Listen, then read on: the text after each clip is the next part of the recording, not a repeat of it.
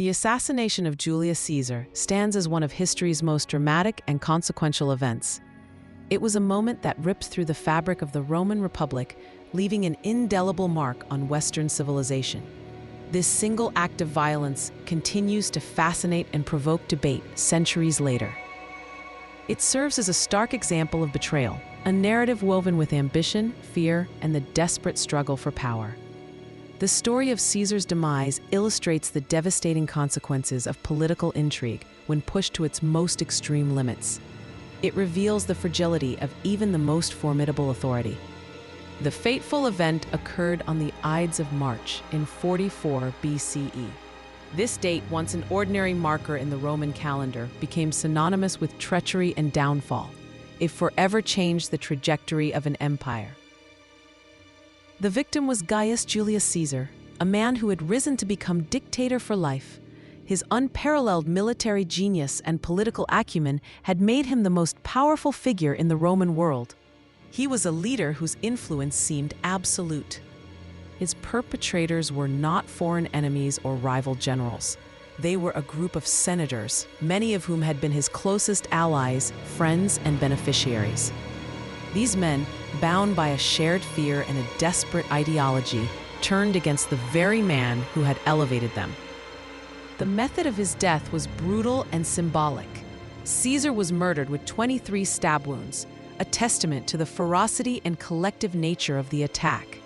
Each blow was intended to sever not just a life, but a perceived tyranny. This act of violence irrevocably altered the course of Roman civilization. It did not restore the Republic as its perpetrators intended. Instead, it unleashed forces that would ultimately lead to its complete transformation. Caesar's ascent to power was nothing short of meteoric, a testament to his extraordinary capabilities. He was a brilliant military strategist whose campaigns reshaped the map of the ancient world.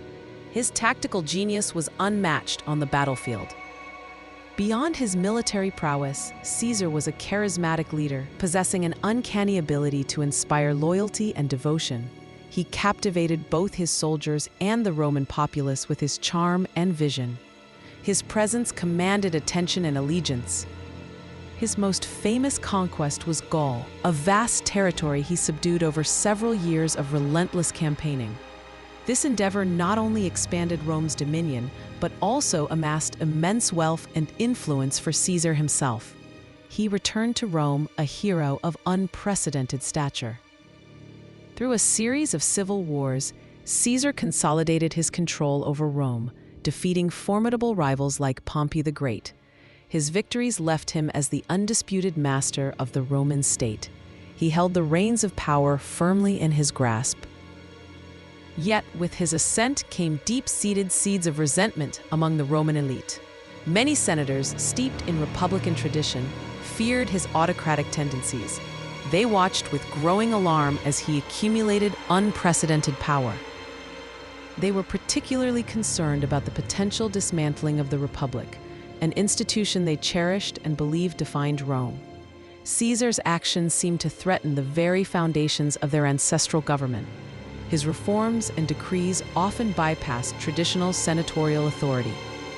To these traditionalists, Caesar was not a savior, but a tyrant in the making. They saw his ambition as boundless and his disregard for established norms as dangerous. His dictatorial powers were an affront to their ideals. They perceived him as a direct threat to their own power and influence within the Senate. Caesar's popularity with the common people and his direct control over the legions diminished their traditional authority. Their voices seemed to matter less and less. Furthermore, many believed he endangered traditional Roman values, particularly the concept of liberty and the balance of power. They saw his personal cult of personality as a dangerous deviation from the collective spirit of the Republic. The old ways were being eroded. The conspiracy against Caesar was not a spontaneous act, but a carefully orchestrated plot. It was led by prominent figures like Marcus Junius Brutus and Gaius Cassius Longinus, men who had once been close to Caesar. Their involvement lent the plot a veneer of legitimacy. These conspirators believed they were acting to save the Republic from an impending monarchy. They saw Caesar's ambition as an existential threat to Roman liberty. Their actions, they felt, were a desperate measure to preserve their ancestral way of life. They justified the assassination by viewing Caesar's death as a necessary sacrifice. They believed that only by removing the dictator could Rome return to its republican ideals. This act, they convinced themselves, was for the greater good of the state. Their primary aim was to restore the balance of power that had been eroded by Caesar's dominance. They envisioned a return to a Senate-led government where no single individual held absolute authority. The republic, they hoped, would be reborn.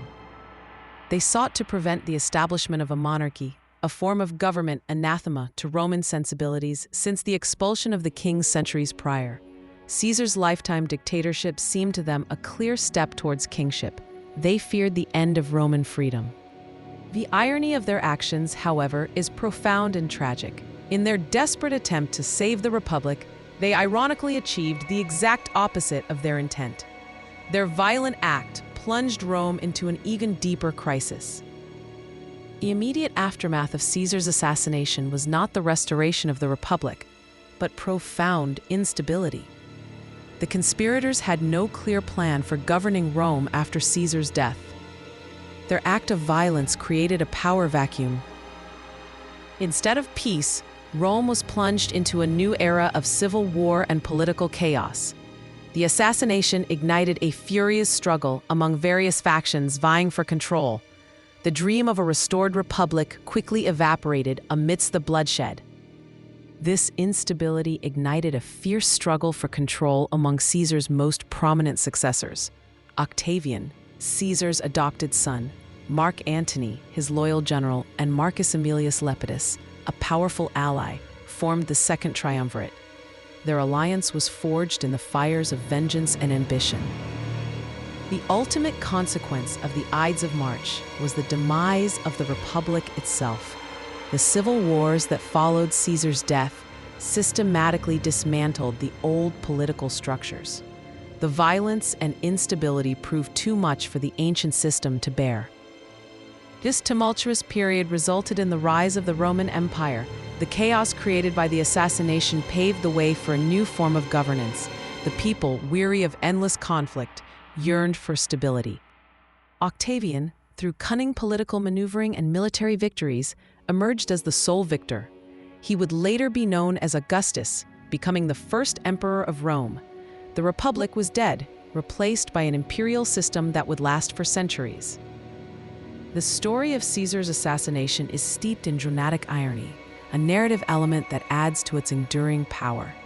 Caesar was famously warned by a seer to beware the Ides of March, a prophecy he famously disregarded. He dismissed it as a trivial superstition. This disregard for the ominous warning underscores the tragic inevitability of his fate. Despite numerous omens and warnings, Caesar walked confidently into the Senate, unaware of the deadly trap awaiting him. His hubris, perhaps, sealed his doom. The assassination's lasting impact resonates through history, serving as a profound cautionary tale. It illustrates how a single, desperate act of violence, intended to preserve an ideal, can instead reshape the destiny of an entire civilization. The Ides of March remains a powerful symbol of betrayal and unintended consequences.